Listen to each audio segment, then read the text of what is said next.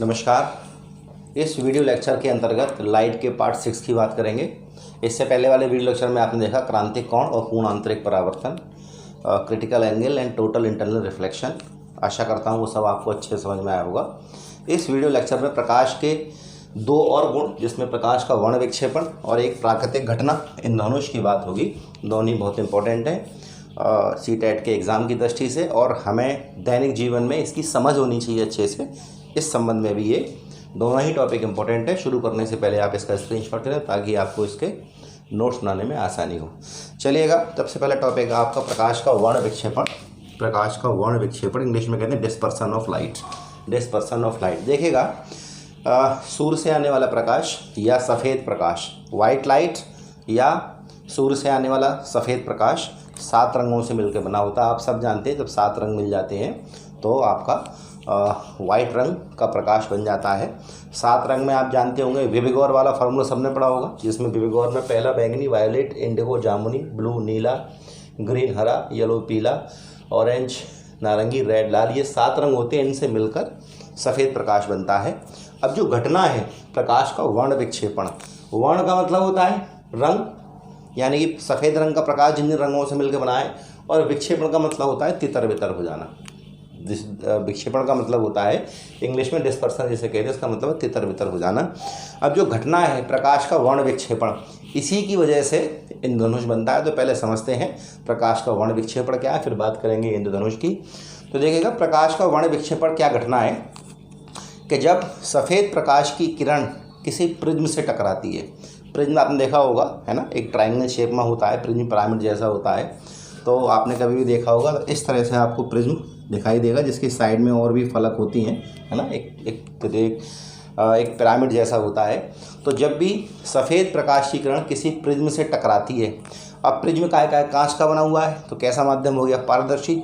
तो जब प्रकाश की सफ़ेद प्रकाश की किरण प्रिज्म से टकराएगी तो उसके आर पार भी जाएगी, क्योंकि प्रिज्म एक पारदर्शी माध्यम है।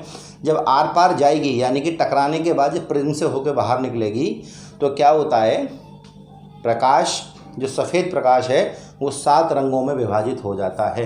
7 रंगों में विभाजित हो जाता है। तो देखिएगा, जब श्वेत प्रकाश को प्रिज्म से गुजारा जाता है, ये प्रिज्म आपके सामने बना हुआ है, इसकी सामने वाली फलक आपको दिखाई दे रही है, प्रिज्म आप सबने देखा होगा।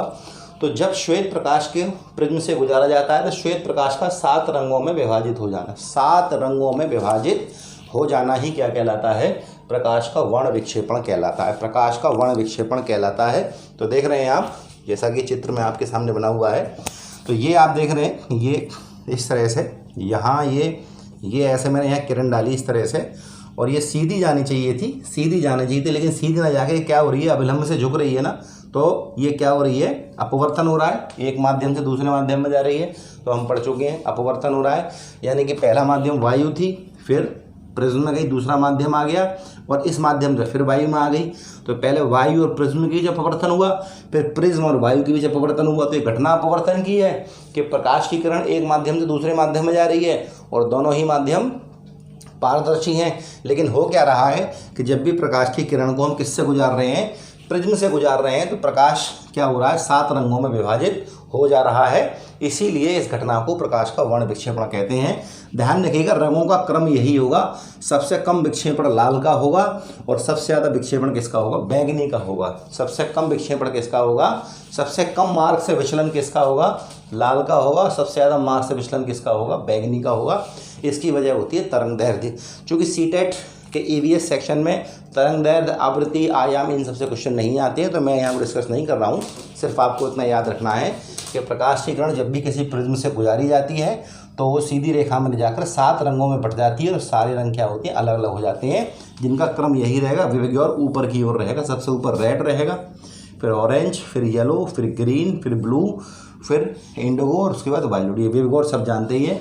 याद रखिएगा, सबसे कम विक्षेपण लाल रंग का होता है, सबसे ज़्यादा विक्षेपण किसका होता है, बैंगनी रंग का होता है। और इसकी वजह होती है इन सब की तरंग दैर्ध्य। तरंग दैर्ध्य, आवृत्ति, बहुत सारी चीज़ें हैं, कोर फिजिक्स में इनकी बात करेंगे, यहाँ आवश्यकता नहीं है। अब देखेंगे इंद्रधनुष की बात करते हैं। इंद्रधनुष की बात करते हैं। देखिएगा, इंद्रधनुष जो घटना है वो मेनली वर्ण विक्षेपण पर ही आधारित है। इंद्रधनुष की जो घटना है वो वर्ण विक्षेपण पर ही आधारित है। हालांकि इंद्रधनुष बनने के लिए अपवर्तन, परावर्तन और पूर्णांतरिक परावर्तन भी होते हैं, लेकिन सबसे मुख्य घटना जब इंद्रधनुष बनता है तब कौन सी होती है? वर्ण विक्षेपण होती है। और इस सेक्शन में चूंकि सीटेट का एरियस सेक्शन है, हम केवल वर्ण विक्षेपण की बात करेंगे, बाकी और घटनाओं की बात यहाँ नहीं करेंगे, क्योंकि उससे जटिलता बढ़ जाएगी। और जटिलता बढ़ाने में कोई दिक्कत नहीं है, लेकिन सीटेट के ईवीएस सेक्शन में उस लेवल का प्रश्न नहीं आएगा। इस जो मैं टेक्निकल आपको टर्म बता रहा हूँ, इसको कोर फिजिक्स में हम डिस्कस करेंगे। अब देखेगा इंद्रधनुष कैसे बनता है। इंद्रधनुष नॉर्मली आपने देखा होगा जब बारिश हो जाए तब बनता है, और सूरज के अपोजिट डायरेक्शन में बनता है। अगर सूरज पश्चिम में है तो पूरब में बनेगा, अगर सूरज पूरब में है तो पश्चिम में बनेगा। अगर आपसे प्रश्न पूछे कि शाम के वक्त इंद्रधनुष कहाँ बनेगा, तो पूरब में बनेगा। उसकी वजह है कि शाम को सूरज पश्चिम में होगा तो इंद्रधनुष कहाँ बनेगा? पूरब में। आपसे पूछे सुबह के वक्त या सुबह के समय इंद्रधनुष कहाँ बनेगा, तो सुबह के समय सूरज होगा पूरब में, तो कहाँ बनेगा? पश्चिम में बनेगा सुबह के वक्त। आपसे पूछता है दोपहर को इंद्रधनुष कहाँ बनेगा, तो दोपहर को इंद्रधनुष नहीं बनता, क्योंकि दोपहर को सूरज बिल्कुल ऊपर बीच में होता है, इसलिए कभी भी दोपहर को इंद्रधनुष नहीं बनता। सुबह बनेगा पश्चिम में, शाम को बनेगा पूरब में। अगर आपसे कहा जाए, दिशा पूछी जाए, तो सुबह को कब बनेगा? पश्चिम में, शाम को बनेगा पूरब में। या इसके अलावा हम ये कह सकते हैं सूरज के अपोजिट डायरेक्शन में, कि सूरज पूरब में है तो इंद्रधनुष पश्चिम में बनेगा, सूरज पश्चिम में तो इंद्रधनुष पूरब में बनेगा। दोपहर को कोई भी इंद्रधनुष नहीं बनेगा। अब बनता कैसे है देखिएगा। ये समझाने से पहले मैं आपको यहाँ समझा दूँ। मान लीजिए ये पृथ्वी है और इसके ऊपर चारों तरफ वायुमंडल है। ये पृथ्वी है, नॉर्थ पोल साउथ पोल, यहाँ सूरज निकला हुआ, आप यहाँ खड़े हुए हैं और यहाँ सब बादल है। तो इस समय यहाँ मान लीजिए आपके यहाँ आसपास बादल हैं सब, तो सूरज की रोशनी यहाँ बादलों में पड़ रही होगी, इस जगह पड़ रही होगी। ये सूरज है, ये मैंने पृथ्वी के करीब बना दिया, हालांकि पृथ्वी से ये 15 करोड़ किलोमीटर दूर है, लेकिन आपकी समझ के लिए मैंने यहाँ बना दिया। सूरज का प्रकाश आ रहा है वायुमंडल में यहाँ, तो यहाँ आपके ऊपर क्या है? बादल हैं, तो यहाँ प्रकाश इस जगह पड़ेगा, तो सूरज के अपोजिट डायरेक्शन में, कि सूरज है इस डायरेक्शन में और कहाँ बनना है? इस डायरेक्शन में। अब आपके आसपास कहीं बादल हैं, उन बादलों में क्या है? पानी की बूंदें हैं। इन बादलों में क्या है? पानी की बूंदें हैं। और ये बूंदें इस समय किसका काम करती हैं? प्रिज्म का काम करती हैं। कौन सा प्रिज्म? जो मैंने अभी आपको ऊपर बताया कि किसी प्रिज्म से, ये इस तरह का प्रिज्म होता है ना, कि लाइट जाएगी तो 7 रंगों में डिवाइड हो जाएगी। तो इसी तरह से उस समय बादलों में जो बूंदें होती हैं छोटी छोटी पानी की, वो किसकी तरह कार्य करती हैं? प्रिज्म की तरह कार्य करती हैं। अब यहाँ पे बहुत सारी बूंदें हैं और यहाँ से सूरज का प्रकाश पड़ेगा, और प्रकाश जब बूंदों से होकर गुजरेगा तो कितने भागों में बढ़ जाएगा? 7 भागों में बढ़ जाएगा। क्योंकि जब भी किसी प्रिज्म से प्रकाश गुजारा जाता है तो क्या होता है? श्वेत रंग का प्रकाश 7 रंगों में विभाजित हो जाता है। तो वर्षा काल के समय सूरज की किरणें या सूरज का श्वेत प्रकाश, कि सूरज का प्रकाश सफ़ेद होता है, श्वेत प्रकाश वर्षा की बूंदों पर पड़ता है, तो बूंदें प्रिज्म की तरह व्यवहार करती हैं और सूर्य के प्रकाश को वर्ण विक्षेपण कर देती हैं। यानी कि बूंदों से पड़ने के बाद प्रकाश 7 भागों में बढ़ जाता है और एक धनुषाकार आकृति बन जाती है। उसे हम क्या कहते हैं? इंद्रधनुष कहते हैं। देखो यही लिखा हुआ है, वर्षा के बाद सूर्य के प्रकाश का जल की बूंदों द्वारा वर्ण विक्षेपण किए जाने से। वर्षा के बाद सूर्य के प्रकाश का, साफ साफ लिखा हुआ है, वर्षा के बाद सूर्य के प्रकाश का जल की बूंदों द्वारा वर्ण विक्षेपण किए जाने पर। और वर्ण विक्षेपण कौन करेगा? प्रिज्म। तो जल की बूंदें कैसे काम कर रही हैं? प्रिज्म की भांति काम कर रही हैं। किए जाने पर सतरंगी चंद्राकार आकृति बनती है, जिसे इंद्रधनुष कहते हैं। सब जानते हैं कि कैसी होती है? वो धनुषाकार होती है और 7 रंगों वाली होती है। अब ध्यान रखिएगा, इंद्रधनुष क्या बनेगा? सदैव सूर्य के विपरीत दिशा में बनेगा। जैसा कि मैंने बताया कि सूरज अगर पश्चिम में है तो इंद्रधनुष पूरब में बनेगा, सूरज अगर पूरब में है तो इंद्रधनुष पश्चिम में बनेगा। या हम यूँ कह सकते हैं कि सुबह बनेगा पश्चिम में और शाम को बनेगा पूरब में। अगला, सुबह पश्चिम में बनेगा इंद्रधनुष और शाम को कहाँ बनेगा? पूर्व में। दोपहर को कोई इंद्रधनुष नहीं बनता, दोपहर के समय कोई भी इंद्रधनुष नहीं बनता। कभी कभी 2 इंद्रधनुष बनते हैं। अब ध्यान रखिए, इंपॉर्टेंट चीज़ है, कभी कभी 2 इंद्रधनुष बनते हैं और दोनों एक साथ बनेंगे। 2 इंद्रधनुष बनेंगे, एक तो ऊपर बनेगा और एक नीचे बनेगा, एक ऊपर बनेगा एक नीचे बनेगा, ठीक है ना। कभी कभी 2 इंद्रधनुष एक साथ बनते हैं, एक चमकीला और छोटा, एक चमकीला और छोटा, ठीक है ना। एक चमकीला बनेगा और छोटा बनेगा, है ना, जबकि दूसरा पहले के ऊपर, ये छोटा वाला नीचे बनेगा, छोटा वाला है नीचे बनेगा और ये बड़ा वाला ऊपर बनेगा। 2 बनेंगे ये, है ना। ये 7 रंग होते हैं, यहाँ 7 मान के चलिए आप, और यहाँ भी आपके 7 हैं, 1 2 3 4 5 6 7, ठीक है ना।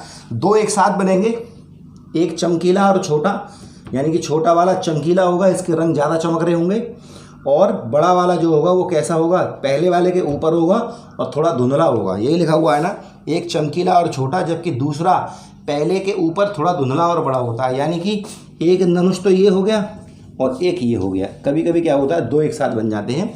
नीचे वाला ज़्यादा चमकीला होगा, थोड़ा छोटा होगा, ऊपर वाला कम चमकीला होगा, बड़ा होगा। चमकीले और छोटे को इसको कहते हैं प्राथमिक, जो छोटा वाला है इसको प्राथमिक कहते हैं, और इसमें लाल कलर बाहर की ओर होता है, इसमें लाल रंग बाहर की, इसमें रेड यहाँ होगा, ठीक है ना। अब रेड आप देख लो, उसके बाद नीचे ऑरेंज आ जाएगा, फिर येलो आ जाएगा, यानी कि बिबग्योर लिख दो ऐसे करके ऊपर की तरफ, तो रेड बाहर आ जाएगा। जबकि बड़ा जो धनुष है ऊपर वाला, उसे क्या कहते हैं, द्वितीयक कहते हैं। इसे क्या कहेंगे हम, द्वितीयक धनुष कहेंगे। तो कभी कभी क्या होता है, एक साथ 2 बनते हैं, पहला चमकीला होगा, छोटा होगा, दूसरा बड़ा होगा, पहले के ऊपर होगा और धुंधला होगा। छोटे वाले को प्राथमिक, बड़े वाले को द्वितीयक इंद्रधनुष कहते हैं। छोटे वाले में लाल रंग बाहर की ओर होता है और बड़े वाले में लाल रंग अंदर की ओर, यहाँ लाल रंग अंदर की ओर होगा, यहाँ लाल रंग अंदर की ओर होगा। तो बिबगौर यहाँ से नीचे आएगा, है ना, BIBGOR, यानी कि छोटे वाले में लाल रंग बाहर की ओर और बड़े वाले में लाल रंग अंदर की ओर होता है। छोटा वाला चमकीला होता है, प्राथमिक कहते हैं, बड़ा वाला बड़ा धुंधला होता है, इसे द्वितीयक कहते हैं। तो आशा करता हूँ इन धनुष आपको समझ में आया। वो रेनबो, तो वर्ण विक्षेपण, dispersion of light and rainbow, दोनों टॉपिक आपको अच्छे से क्लियर होंगे। कोई भी समस्या अगर आपको इन टॉपिक्स में आपको लगता है कि इनमें और ज़्यादा एक्सप्लेनेशन की आवश्यकता है, हालांकि मैं समझता हूं कि मैं मैक्सिमम टाइम इसको बार बार रिपीट करके आपको क्लियर कर देता हूं। अगर फिर भी आपको लगता है कि कहीं भी थोड़ा सा भी अगर कहीं एक्सप्लेनेशन और देना है तो आप मुझे कमेंट सेक्शन में बताएं, मैं उसको भी ऐड करूँगा। Thank you.